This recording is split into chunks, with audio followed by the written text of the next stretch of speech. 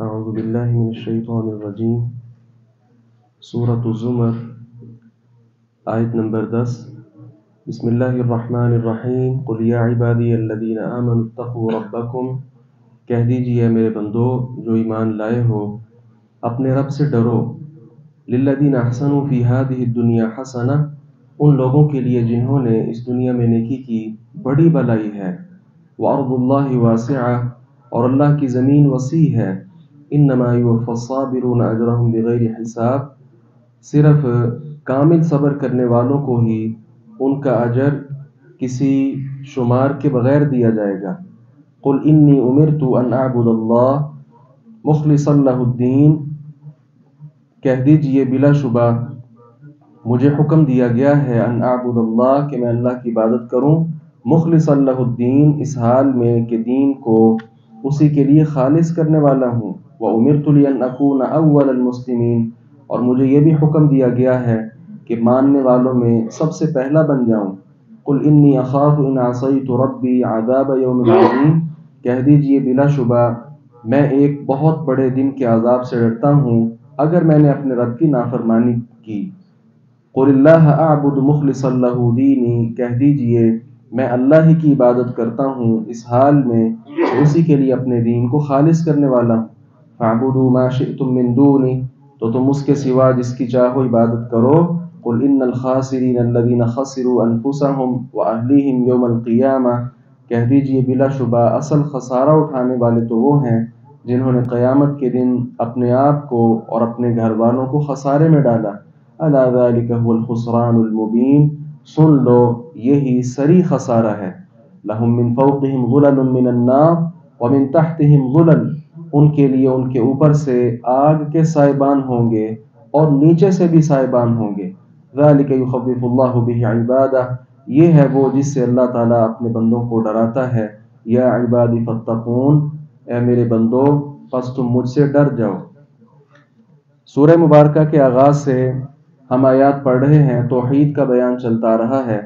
تو اب اللہ رب العزت نے اس بات کا تذکرہ کیا، بڑی محبت کے ساتھ یہ لفظ بولا، یا عبادی الذین آمنوا، اے میرے ایمان والے بندو۔ اب حکم یہ ہے کہ اپنے رب سے تقوی اختیار کرو، متقی بن جاؤ۔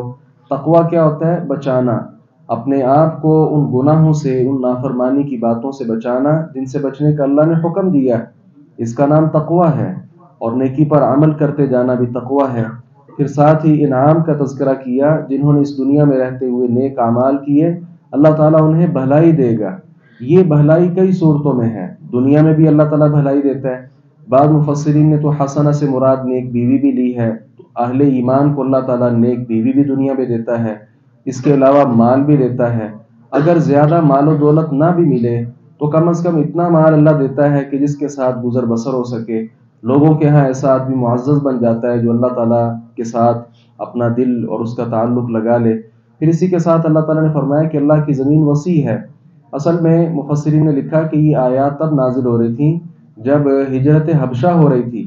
تو آپ جانتے ہیں کہ ہجرت کے وقت نہایت پریشانیاں اور تکالیف انسان پر آتی ہیں۔ ظاہر ہے جہاں وہ پلا پوسا رہا، اپنے آبا کی وہ ساری زمین، وہ سارا علاقہ ہی چھوڑ کر چلے جانا، پھر اپنا ساز و سامان ترک کر کے چلے جانا، پھر جس ملک آگے انسان جا رہا ہے ہجرت کر کے، پتہ نہیں وہاں پر جا کر سکون بھی میسر آئے کہ نہ آئے۔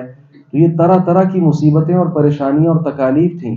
اس لیے اللہ رب العزت نے فرمایا کہ ہر طرح کی تکالیف اور پریشانیاں، اور پھر جو یہاں لوگ مکہ میں نبی علیہ السلام کے ساتھ تھے، جنہوں نے ہجرت نہیں کی تھی حبشہ کی طرف، ظاہر ہے ان کو بھی تکالیف پہلے سے زیادہ برداشت کرنا پڑ رہی تھی۔ نبی علیہ السلام کے ساتھ رہنا یہ بھی کوئی بہت زیادہ آسان کام تو نہیں تھا۔ تو اللہ تعالیٰ نے فرمایا کہ یہ جو صبر کرنے والے لوگ ہوتے ہیں ان کو بغیر کسی حساب و کتاب کے بے پناہ اجر ملے گا۔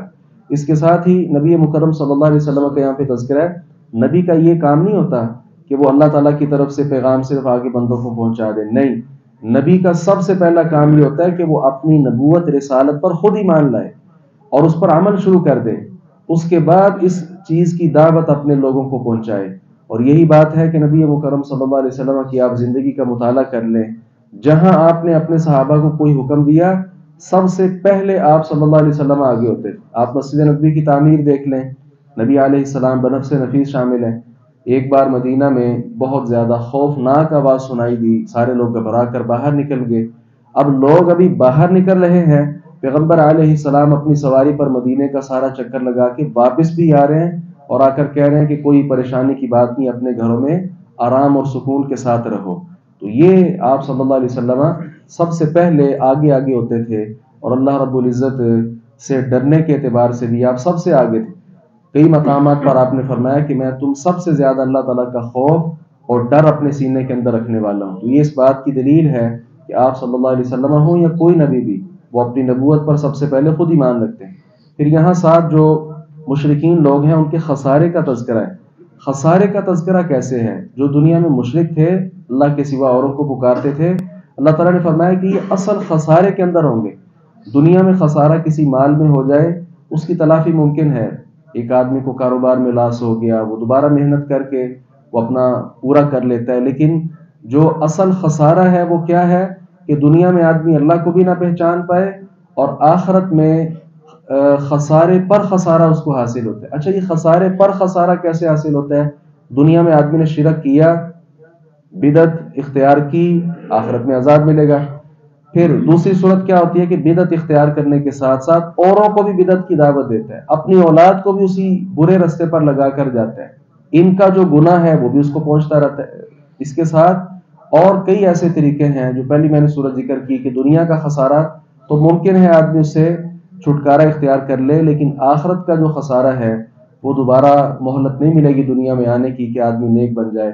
اس لیے خسارہ ہی خسارہ ہے۔ اور ان کی صورت اللہ رب العزت نے بیان کی کہ جیسے اوپر سائبان ہوتا ہے، نیچے سے آگ تو ہوگی ہی ہوگی، اوپر سائبان کی صورت اختیار کیا ہوا وہ بھی آگ کے ٹکڑے ہوں گے، مطلب اوپر نیچے ہر طرف سے ان پر عذاب ہوگا۔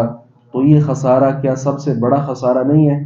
اس لیے دعوت توحید جو ہے ہمیں چاہیے کہ خود اس پر عمل کریں اور اس کے ساتھ اس دعوت کو آگے بھی منتقل کریں، کیونکہ شرک کی جو نحوست ہے یہ دنیا میں بھی بہت زیادہ ہے، اور آخرت میں تو اس کے خسارے کا اندازہ ہی نہیں کیا جا سکتا۔